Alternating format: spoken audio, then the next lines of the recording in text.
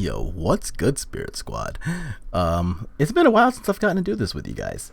So here we have a kind of wild, really new version of Spirits, and the first thing you'll notice when looking at this list is that I am not playing any copies of Drogskol Captain, and I like this list for it. So I said what I said. This list does a lot of really cool stuff, and it's playing some zoomer cards to kind of keep up with what the format's doing, because Modern is really fast, it's really efficient, and you don't really want to be playing cards that are weak to your opponent's removal, and we're looking to help solve that problem. So what we did with this Spirits list is, like I said, we cut out all of the Drogskol Captains, and we are playing cards to more efficiently answer our opponent's threats and just kind of get the game over with as soon as possible, even though we're playing one less Lord effect. So what we're doing here is playing still just a giant pile of creatures, though. We're playing Mausoleum Wanderers, Spectral Sailors, we're playing Selfless Spirit, and to be honest, I don't really want to be playing Selfless Spirit, but blue-white control is one of the best decks in the format, and we still need to play around Supreme Verdict. So having those main deck answers that cost 2 and can attack, it's still pretty good. Even if it's not exactly the card I necessarily want to be playing, it still isn't bad. But everything else is pretty stable here. Rattlechain, Shacklegeist, Supreme Phantom, Spell Quellers, and I am playing 2 copies of Kira. So the other piece of blasphemy that I'm committing here is that our 3-drop spot only has 2 Skyclave Apparitions in the main. The other 2 are in the sideboard, but I honestly don't know that I want to be playing a million Skyclave Apparitions in the main right now, rather than just attacking our opponents and getting them dead, disrupting them on the stack rather than on the battlefield. We are playing 3 copies of Glasspool Mimic, though, and that's going to complement our 19 lands so that we're still playing 22 total lands. And that'll make it so that we have to mulligan a lot less than we previously would have. So even though I'm playing less actual lands than I have been, you're still playing 2 more lands in this version of the deck than you would have been in like your regular 20 land blue-white Spirits list. So you get to have any of your effects that you want copied, which is pretty great, and you can copy them at instant speed with an Aether Vial on 3. So it's still pretty good, and not having to mulligan is obviously a great effect for this deck because we just really can't afford to mulligan too much. And a lot of that's going to be because we're playing 5 forces in this deck. We're playing 2 Force of Negations and 3 Subtleties. And there's going to be a lot of good work that these cards do because the format's got a lot of hyper efficient things that we just do not really want to be looking at. Force of Negation, of course, solves a lot of the whole cascade shenanigans that your opponent's going to be throwing at you, but it also helps counter things that are really big problems for us. For example, Teferi 3, Teferi 5, we don't want to look at those cards. We don't really want to be looking at anything Primeval Titan or Tron related, and Subtlety kind of solves those entire decks by itself. But also just like more stable stuff too. Like if your opponent, for example, is playing like a big ass Murktide Regent, then you can pitch Subtlety to not look at that Murktide Regent, and that's pretty sweet. Or you can just cast it for 4, which is even sweeter when you get to do it. So there's going to be a lot of ways that we can just kind of like keep tempo with what our opponents are doing, because our flying plan is still a really good solid plan. We get to play like a bunch of protection, some Lord effects, maybe we resolve one of our Kiras, and then back those things up with low cost or even free spells. And that's exactly what the rest of the format's doing right now. They're playing their own powerful things, and they're looking to pay low or no cost for those things. So why would we not want to do the same? And in the sideboard, we've got a lot of changes too. Like we're playing 3 Chalice of the Void and 2 Lavinia. And those are going to help against the decks like, Temur Crashcade. It's going to help against things like Living End. And Lavinia specifically is going to do a lot of work against things like Solitude and Fury, but also has accidental play against Tron. So these cards are going to do some really great work for us. And in the hyper efficient matchups, say the things with Rags and Darcy and whatnot, well, we've got 3 gut shots here to help, kind of keep those things under control. But also, gut shots really good against hammer time. So, if your opponent's just trying to get all extra cute and like equip a Inkmoth Nexus or a Memnite with a hammer, or resolve a trigger on an Igneous Smith, or even just like playing a Dark Confidant, gut shot solves all of those problems. So you get to solve like the Rags and Darcy problems, you get to solve the hammer time problems. There's a lot of really good X1 creatures, and Gutshot solves all of those things, so I'm pretty glad to play that. I'm playing 2 Mystical Dispute right now, and I think this card's actually a little underrated in the format right now. There's a lot of decks that are playing spell-based combos, and most of those decks are going to be the Cascade decks, and they are looking to protect themselves with blue things like Mystical Disputes of their own. So you want to be able to fight that good fight. Brazen Borrower is going to be like their primary way to get rid of a Resolved Chalice, and Mystical Dispute solves that problem too.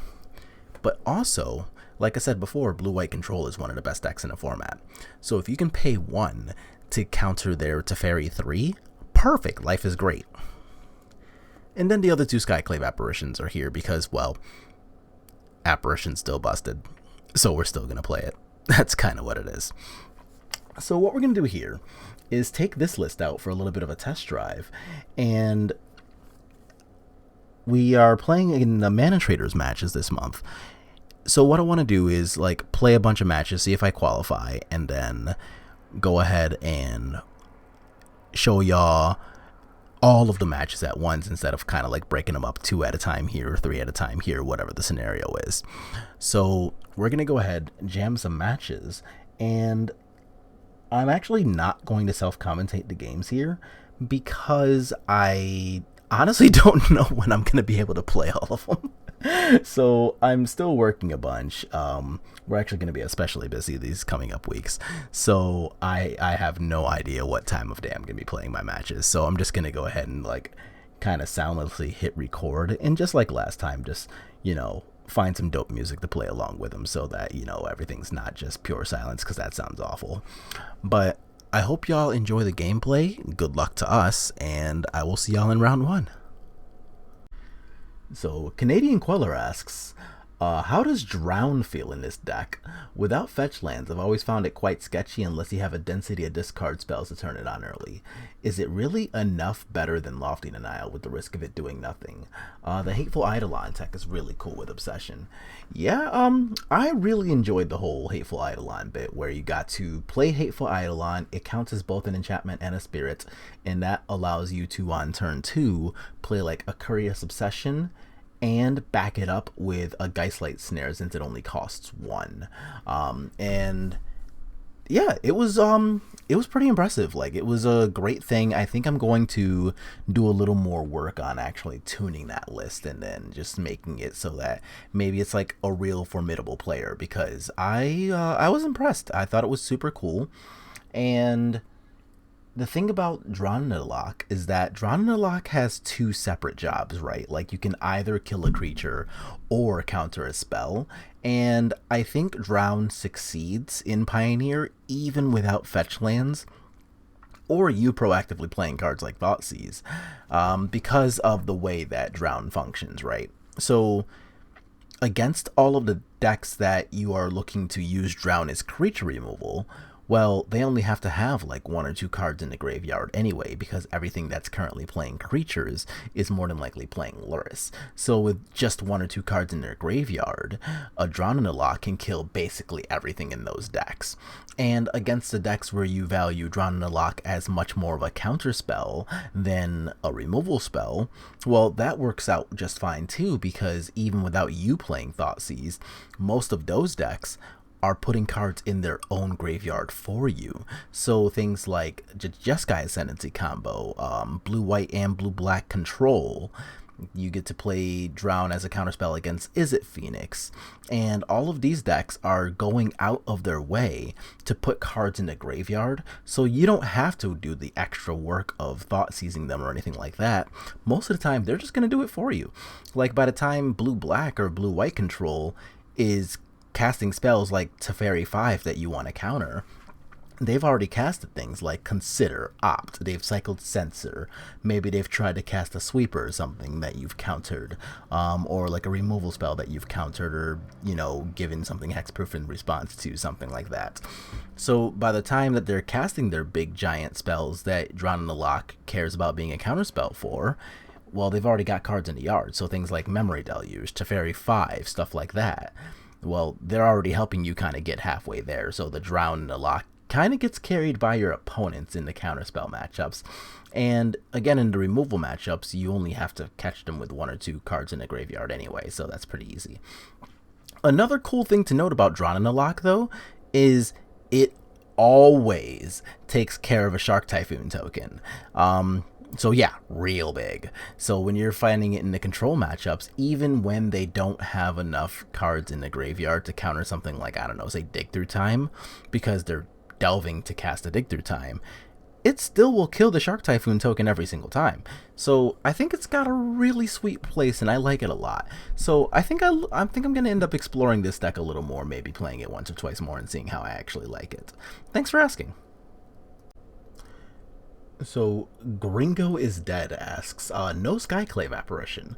And as we see in the picture here, that's going to be specifically in the context of blue-white Pioneer Spirits. And specifically in Pioneer, Skyclave Apparition is honestly kind of medium. So in Modern, or even older formats like Legacy, Skyclave Apparition solves a lot of problems that your opponents are looking to present, and not all of those things are going to be creatures. So in formats like Modern, you have to deal with like Karn, Teferi 3, Ensnaring Bridge, Trinisphere, all kinds of crazy 3 and 4 drop permanents that you just don't necessarily want only creature removal to deal with those things in. So it's pretty good sometimes that Skyclave Apparition can solve a lot of those problems in those formats. In Pioneer, a lot of the threats that people are playing are either 1 and 2 drop creatures that are backed up by Luris, or go so far over 4 converted mana cost that Skyclave Apparition doesn't really have a job. And it ends up being the case that in the world of blue-white spirits, like, Skyclave Apparition just is like an okay magic card, but honestly, even that's like okay at best. So in the matchups where you sometimes would value the 2-for-1, say like against decks like black-white auras, against decks like Burn, against decks like black-white humans, scissors, all of those are cards in, you know, decks against where Skyclave Apparition could have a job there. But the problem is that none of those decks actually care about you resolving a 3-drop to solve their 1 or 2 mana problem, with the exception of Scissors on like their awkward draws. So like, say you're playing against Burn, right, and you go ahead and you take their Soul Scar Mage or something like that with your 3-drop, and by that point in time though, like, they've already hit you for at least 1 or 2 damage with it, because they cast it on turn 1. It's easy to kill as a 2/2, even if you're holding up Rattlechain's mana, because all of their answers to it cost between 1 and 2 mana, like Lightning Strike, Searing Blood, Play with Fire, Bone Crusher Giant. Oh, that's not a Luris card, so they don't play that anymore. Whatever. Wild Slash effects, stuff like that. So there's a lot of 1 and 2 mana removal to help solve your 3 mana answer, and that's not really where a tempo deck wants to be.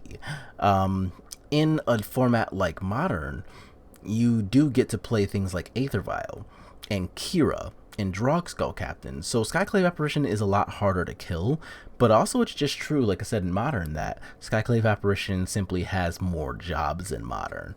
Like, there is no such thing as Ensnaring Bridge, for example, in Pioneer. So there's no non-creature permanents to remove.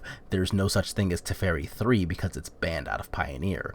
So there's not really like a marquee Planeswalker at 3 or even 4 mana for something like your Skyclave Apparition to just remove so that you can continue attacking your opponent. That's not really like a thing. There's no Renin 6 to worry about.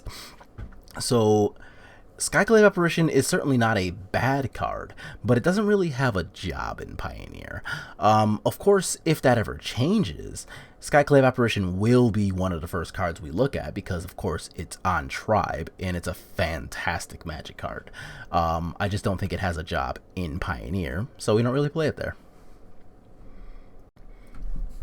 And Full Toretto asks, does Dorothea have a place in the blue-white Modern list? Thinking of trying it out by replacing Selfless Spirit, since I don't sack the Selfless all that often. Dorothea is a lot of flying pressure to cast on turn 2, and gives us another thing to do mid-game with a Disturb. I am not against the idea of trying Dorothea, and to be honest, I might end up putting her in blue-white at some point. So, I think the 4-4... I mean, a 4-4 is huge. A 4-4 for 2 is a big-ass body, and I do actively enjoy the fact that, you know, a 4-4 for 2 can just, like, be very, very proactive against things like Renin 6. Because, like, say, I don't know, like, you're on the play, right? And you're on the play, you go turn 1 Vial, turn 2 Selfless Spirit, and your opponent's reaction to that is, okay, cool, turn 2 Renin 6, kill it. And now you're sad, you're down a bunch, and, you know, what do you do about that, really? But with a Dorothea, you know, they can't Renin 6 it because it's a freaking 4-4, and even if they +1, a 4-4 can just kill a Renin 6 outright.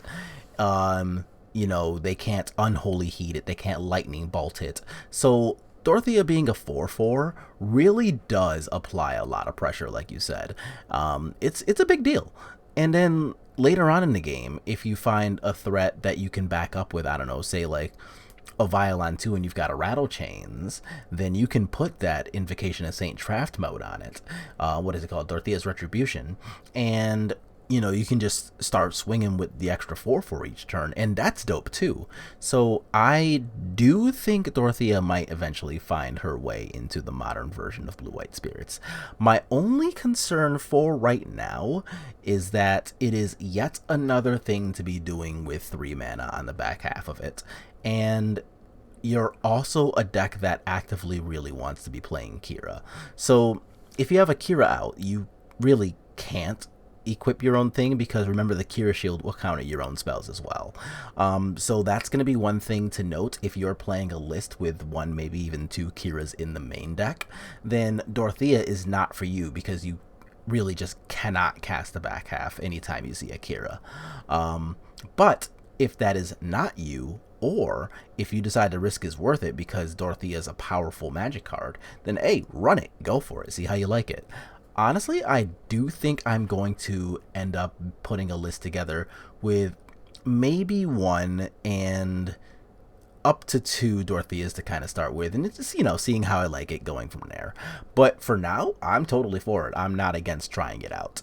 So, I don't know, let me know in a future video how that goes for you, and if you find yourself putting together a list with Dorothea. I'm kind of curious as to your thoughts.